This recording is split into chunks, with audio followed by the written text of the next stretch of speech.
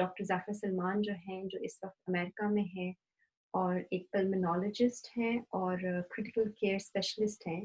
मैंने सोचा कि हम इनको लेकर आते हैं और इनसे हम बात करते हैं। इनका ताल्लुक भी हुंज़ा से है।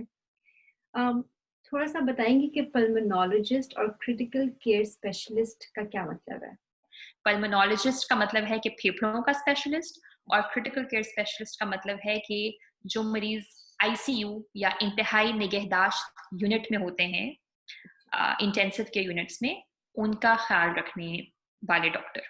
हम देख रहे हैं कि जो नंबर्स हैं और जो ऐसे मरीज़ हैं जो कोरोना वायरस से मुतासिर हैं, उनकी तादाद बहुत बढ़ रही है और सब के सब अस्पताल नहीं जा सकते हैं। अगर बीमार हो और हमें पता है कि बहुत सारे जो हैं लोग अभी बलूचिस्तान में तादाद बढ़ रही है, तो वो कैसे अपना ख़्याल रख सकते हैं? इसको मैं 2 लिहाज से बता सकती हूँ। एक कि अगर आप खुद को कोरोना है, और एक अगर आप किसी ऐसे मरीज़ का ख़्याल रख रही हैं जिसको कोरोना है। हुँ, तो पहली सूरत में अगर आपको कोरोना वायरस है, आपको ऐसी अलामात हैं, लग रही हैं आपको, तो सबसे पहले तो आप बिल्कुल सेल्फ आइसोलेट करें अपने आप को। आइडियली आपका एक अलग कमरा हो और एक अलग बाथरूम हो। हुँ, अगर आप अकेले अलग कमरे में हैं, तो आपको मास्क पहनने की ज़रूरत नहीं है। अगर आप किसी शेयर्ड स्पेस में, मतलब लिविंग रूम या किसी और एरिया में जा रही हैं जहाँ कोई और मौजूद होगा, हुँ, आपको उससे 6 फुट दूर रहना है। वैसे तो आप ना जाएँ, लेकिन मैं सिर्फ़ इस लिहाज से कह रही हूँ कि अगर आपको कोई एक शेयर्ड स्पेस क्रॉस करके बाथरूम जाना है, तो उस लिहाज में अगर आप किसी और इंसान के करीब से गुज़र रहे हैं, हुँ, 6 फुट का आप डिस्टेंस रखें और मास्क पहनें, ताकि आपके जो आप जब साँस ले रहे हैं या खाँस रहे हैं, तो वायरस के ड्रॉपलेट्स अ, दूसरों पे, दूसरे इंसान को और वो इफ़ेक्ट ना थूक के ज़रिए ट्रांसफ़र होते हैं। ह करें। थूक के होता है ज़रिए हवा आप से बिल्कुल खाँसते हैं, सींचते हैं, तो उसके जो ड्रॉपलेट्स हैं, बहुत स्मॉल पार्टिकल्स होते हैं। हुँ, नॉर्मल ब्रीदिंग में भी आप आप एक्सहेल कर रहे हैं एयर, आप इनहेल कर रहे हैं एयर। हुँ, तो लेकिन जो मास्क, अगर आप बीमार हैं, आप मास्क पहनेंगे तो इट्स मोर इफेक्टिव। हुँ, अ, ये ज़्यादा ट्रांसमिशन नहीं होगी कंपेयर टू कि आपने मास्क नहीं पहना, वो दूसरे ने पहना है, तो वो बंदा ज़्यादा रिस्क पे है। तो आप खुद मास्क पहने अगर आप बाहर निकलें, और 6 फुट का डिस्टेंस मेंटेन करें। आप खुद कोशिश करके अपने घर की, अपने कमरे की सफाई करें, हुँ, डिसइंफेक्ट करें दरवाजे के हैंडल, अ, और खाना आपको दिया जाए बाहर, आइडियली बाहर कोई आपके कमरे के बाहर रख दे, वो चला जाए, फिर आप दरवाज़ा खोलें, खाना लें, खा लें। डिशेज़ आपकी, अगर आपका केयर गिवर जो आपका ख़्याल रख रहा है, वो बाहर से उठाएगा, तो उसे चाहिए कि वो ग्लव्स पहन के उठाए, हुँ, लेके जाए, एक दफ़ा सोप और पानी से धोए, साबुन और पानी से, और उसके बाद ग्लव्स निकालें। हुँ, वरना यहाँ पे ये लोग ये भी रिकमेंड कर रहे हैं कि आप खुद अपने अगर बर्तन धोएँ तो ज़्यादा अच्छा है, या डिस्पोजेबल इस्तेमाल करके अपने कमरे में ही ट्रैश कैन में हुँ। फेंक। लेकिन अगर हम हुंज़ा के माहौल में देखें तो ये सारी सहूलियात मौजूद नहीं हैं और शायद ग्लव्स भी उनको दस्तयाब ना हो। हुँ। अ, अगर मास्क भी ना हो तो ऐसी सूरत में वो क्या कर सकते हैं? आप दुपट्टा, कपड़ा लेके कोई भी आप कवरिंग बना लें। नाक और आपके मुँह कवर होना चाहिए उसमें। तो उसमें ये भी है कि आप, अगर आप कोरोना का शिकार हैं, तो आप ये सब सफाई की चीज़ें का ख़्याल रखेंगे, और इसके अलावा आप कोशिश करें कि अपनी हाइड्रेशन का बहुत ख़्याल रखें। अच्छा। और इसके अलावा, और हाइड्रेशन में आप सुनते होंगे, हुँ, कहवा लोग पसंद करते हैं कि कहवा से, अब कोई ऐसी रिसर्च नहीं है कि मैं कोई जिसमें मैं कहूँ कि नहीं आप ये पिएँगे तो आप हुँ, अच्छे रहेंगे। हाइड्रेशन, हाँ, जिस फॉर्म, अगर आप ओआरएस डाल के नमकियात वाला पानी पीना चाहते हैं, या आप कहवा पीना चाहते हैं, किसी भी तरह बहुत ज़रूरी है, क्योंकि किसी भी वायरल इलनेस में जब आप बीमार होते हैं, तो आपका दिल नहीं करता कि आप खाना खाएँ, या हुँ, आप बिरयानी खाएँ, या आप हुँ, गोश्त का सालन खाएँ, या हुँ, तो आप अपनी हाइड्रेशन का ख़्याल रखें। तो आप पानी पीते रहें, और अगर आप किसी और बीमारी में मुब्तला हैं पहले से, मतलब आपको ब्लड प्रेशर है, शुगर है, अ, आप मोटापे का शिकार हैं, को दमा है, या आपको कोई और बीमारी है पहले से, उसकी दवाइयाँ आप साथ में बाकायदगी से लेते रहें। अपने सर के दर्द या अगर बॉडी एक्स आपको हो रहे हैं, उसके लिए आप टाइलेनॉल या पैरास्टामोल ले सकते हैं।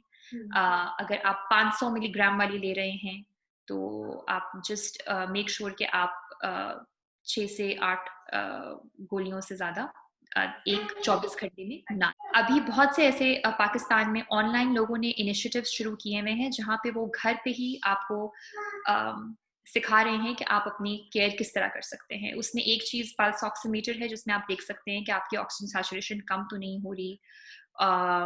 और अगर आपको कभी भी सीने में बहुत ज़्यादा दर्द हो या आपको सांस बहुत तेज़ आ रहा हो, बहुत तेज़ सांस में आपको तकलीफ हो, या आपको गुनूदगी सी छा रही हो, कंफ्यूजन सी या गुनूदगी सी हो, चक्कर से आ रहे हो ज़्यादा, उस टाइम पे आपको चाहिए कि आप अपने किसी लोकल हेल्थ सेंटर या किसी नर्स को घर बुलवा के आप अपने वाइटल्स और ऑक्सीजन वगैरह चेक करें। इन लोगों में जिनकी ऑक्सीजन सैचुरेशन कम है 90 to 94%, अगर 94% से ज़्यादा है तो आप ठीक हैं, आप उसी को मॉनिटर करें और अपना ख्याल रखें। अगर 90 to 94% है तो फिर हम थोड़े से ब्लड टेस्ट रेकमेंड करते हैं और उस बेसिस पे एक दो मेडिसिन हैं जो कि दी जा सकती हैं। अगर 90% से कम हो तो आपको आइडियली अस्पताल में होना चाहिए।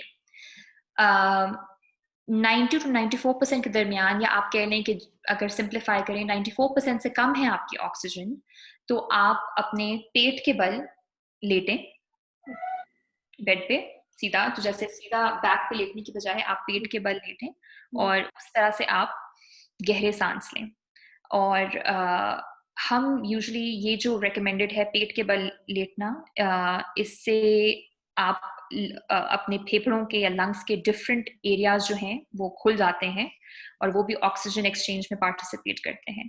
तो यूजुअली हमारे जो पेशेंट्स अस्पताल में होते हैं जो कि ऑक्सीजन सपोर्ट पे हैं, उनको हम जितना वो टॉलरेट कर सकें, अगर वो ब्रीदिंग मशीन पे हैं तो हम इवन 12 से 16 घंटे पेट के बल उनको लिटाते हैं एंड उससे उनकी ऑक्सीजन कैपेसिटी, ये मैं रेंज इसलिए अंदाज़ा बताना चाह रही थी कि आप जितनी ज़्यादा टाइम कर सकें लेकिन पॉसिबल हो आपके लिए।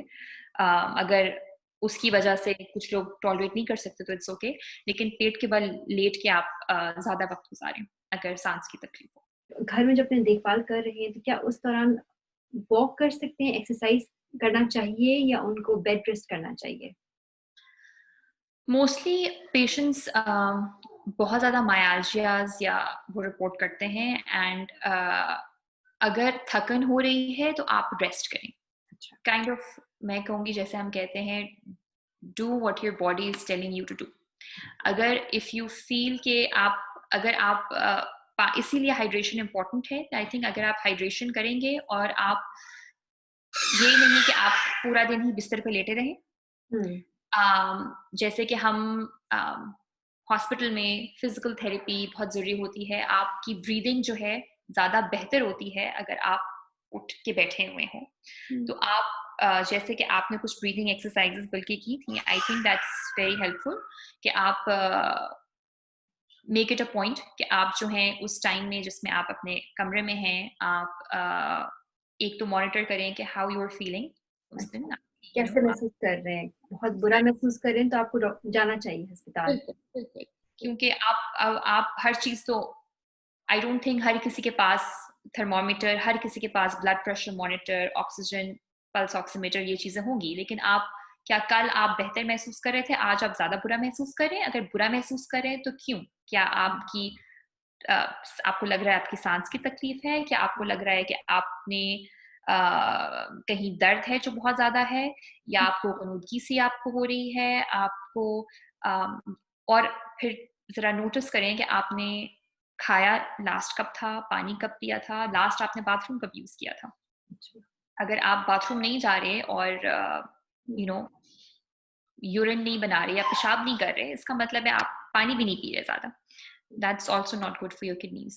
So बिल्कुल ये चीज़ें इम्पोर्टेंट हैं, लेकिन आइडियली आई थिंक अगर may be now that I am अभी हम ये डिस्कस कर रहे हैं तो मैं यही सोच रही हूँ कि मे बी कुछ घर हों ऐसे जो कि जिनके पास पल्स ऑक्सीमीटर हो एंड दे कैन, अगर एक घर में एक अफेक्टेड है तो दे कैन सी कि if they can share that, लेकिन अगेन डिसइंफेक्ट करना वुड बी वेरी इंपॉर्टेंट।